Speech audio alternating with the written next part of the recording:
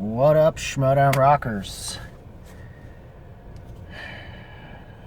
Today, it's Schmoedown Rocks, and today we're talking about episode 12 of Friday Night Titans, which, there's not too much in terms of, mostly a specific thing that happens that serves as a prep up for something that would happen later at the end of the first match. Not knowing, though, that was planned to be the main event match, which in and of itself is interesting. But, yeah. This is the debut, finally, of Paulo Yama in the team of Primetime Paulo Yama and the Coyote Adam Collins as Coast to Coast against the Real Rejects, which they had set up as the end thing for last week's. Excuse me. And then they did some thing where although I'm not sure what happened in the very beginning. I can't remember the first cutscene, but I don't know if there really was much. I mean, I guess it was just the whole thing with the build-up leading up to the end of the match situation that led to what would become the main event for this week's episode. Instead of the undercard match, which was Coast to Coast's debut against the Real Rejects. We all knew they were going to kind of beat the Real Rejects, but the Real Rejects had fun. They didn't care as long as they got paid. So it's almost like they've got their own little thing about playing in the same way that Wildberries do. Wildberries just want to sell t-shirts, while they just want to get paid. I guess and Corb is just kind of there because it's just his buddy, and screw it, why not? Unofficially, I mean, it's not going to happen that way if for some reason Rojix have to face someone in the quirky mercs, but it's probably not going to happen especially given how good Shazam's at being right now. But yes, I enjoyed this match. I had fun with this match for what it was. And the Linkin Park references, and that was so funny. And then, of course, there was a spute where basically, finally, we get back to the Swag and Stars rivalry, which has changed a bit since both of them were on the bottom end of things in the last season. And it seems Swag was dead last this time around, and it seems that's going to change. And it seems Stars and them are trying to make their impact for this season, even though it's not nearly in the same. It doesn't feel nearly as much in the same way, honestly, as how it was the past couple seasons in terms of how the factions are. To be honest with you, since they're doing more story oriented. But anyways, I do love the dynamic of that, how that is happening, and which is great. I also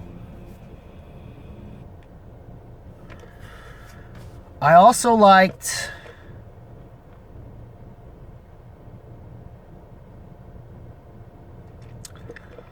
and then of course that led to that, and then they're also doing the scenes that are essentially building up to the championship match of Kalinowski versus Smiths 3. They weren't bad scenes, but they ain't really progressing anything, I would say. I mean, other than, now things have changed because since they're now more on the face turned, mostly, even though technically that was already the case. I mean, even more so since Smiths has returned, they've been more face than tweener. I guess you could say, there were mostly tweener factions that that were primarily heel that kind of went face turn between the Dungeon and Corruption. Even more ironic, the team that's most involved throughout most of this entire thing, it was Coast to Coast back-to-back, because apparently the appointment did their little thing. I was expecting them to just challenge them to another match for the next time, which would have been a great opener thing, but instead they made that the main event, which, I mean, that sounded like a more interesting match than what we did get for Coast to Coast's debut, as well as the debut that the appointment had, which...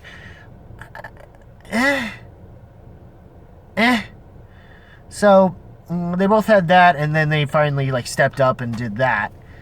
And, Swag got their So I mean, it was a much tougher opponents, and I think they managed to pull off their victory they needed to have. I wouldn't sweat the appointment, but Ethan's kind of spotty here and there, and you never know with Harley at this point either. But they're not a terrible team. I'd still watch out for them, depending on who you're up against. Sweet tie. Anyways, which she was, speaking of her, I guess she was there. But anyways, the match was fine. The matches were fine. There wasn't too much to it. It's just building up to apparently next week, this coming week, which is going to be the Memorial Day weekend's Friday Night Titans being the main championship match, which I don't know if they're making pay-per-view out of it. Usually they would do that, but they've been trying to steer away from doing that. But I don't know if that's what they're going to do this time, or if they just decide to change their mind and just have it be public to everybody, which is fine. You know, I mean, as long as you're making that championship match the main event, you know, which is what I know it's going to be. It'd be stupid for them to make it not the main event, because that's too big of a match to just make it an undercard. You can't do that like you did with the teams match, so you could try to build up and lead to finally get Oyama to cash this thing in, and mostly do it on the singles belt title, because the singles is supposed to be more prestigious than teams, I guess, is why. Even though more people were interested, even though the teams match was way more interesting in terms of the way things played itself out, but that was rough. I feel bad for Oyama in this case, that he had to be in that position, you know, to have to give up his shot because it was due, or else he would have not been able to have it, and that's what sucked, because he couldn't utilize it when I think he wanted to utilize it, because it didn't work within Harloff's plan, I'm sure. I feel bad for some of my OG dungeon, you know, in cases like this. But anyways, I liked the matches. Collins and them are great. They are definitely going to be a team to look out for, coast to coast. Don't sleep on the appointment though, but we'll see who they are up against going forward and see how that goes. Yeah. But anyways, I think that's kind of. I don't really have much else to say this week, though. Unfortunately, not really. I mean, aside from, you know, like I did last week, Kalinowski, bring the game you've been bringing to Smets, so that when Smets beats you, you got nothing to say. And it will actually prove that, you know, all you did was keep his belt warm, even though, you know, Parker could have done that. But, you know, he came a lot closer than anyone else. And Smash might be the one, will be the one to do it. Guaranteed, shirts on the line. Or at least Dungeon Shirt's return is on the line, and the Smash shirt will be on the line. I'll still keep the Smash Cancer one, because that's for a good cause. But that's kind of my limitation.